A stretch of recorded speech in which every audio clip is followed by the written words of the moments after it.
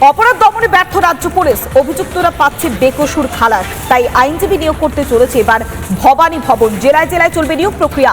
জেলার বিভিন্ন থানায় আইনি পরামর্শ দেবেন তারা। আমরা আরো বিস্তারিত জানবো, সরাসরি রয়েছেন আমাদের প্রতিনিধি ভজন গাঙ্গুলি। যে ক্রিমিনালদের, যে অভিযুক্তদের কোনো ঘটনায় যাদেরকে তুলে নিয়ে আসা হয় থানায়, যাদের বিরুদ্ধে মামলা দায়ের করা হয় তাদের ক্ষেত্রে লঘু ধারায় মামলা করা হচ্ছে, যার ফলে এই যে অপরাধী বা এই যে অভিযুক্তরা যাদের বিরুদ্ধে অভিযোগ রয়েছে তারা কিন্তু একটা সময়ের পর তাদেরকে আর ধরে রাখা যাচ্ছে না, তাদেরকে ছেড়ে দিতে হচ্ছে। সুপ্রিম কোর্টের রুলিং আছে, তার এগেনস্টে যা যা অভিযোগ থাকবে সেইগুলোকে প্রপারলি তার চার্জশিটে মেনশন করতে হবে। অনেক ক্ষেত্রে এরকমও দেখা গেছে যে সেগুলোকে মেনশন করা হচ্ছে না। ওই জন্য রাজ্য পুলিশের তরফ থেকে এইটা একটা ব্যবস্থা করা হচ্ছে যে যাতে আইওরা, যারা তদন্তকারী অফিসার, তারা এই অনেক ক্ষেত্রেই ধারাগুলো জানেন না, যে ধারা দিলে অপরাধী বা অভিযুক্তদের ধরে রাখা যায়।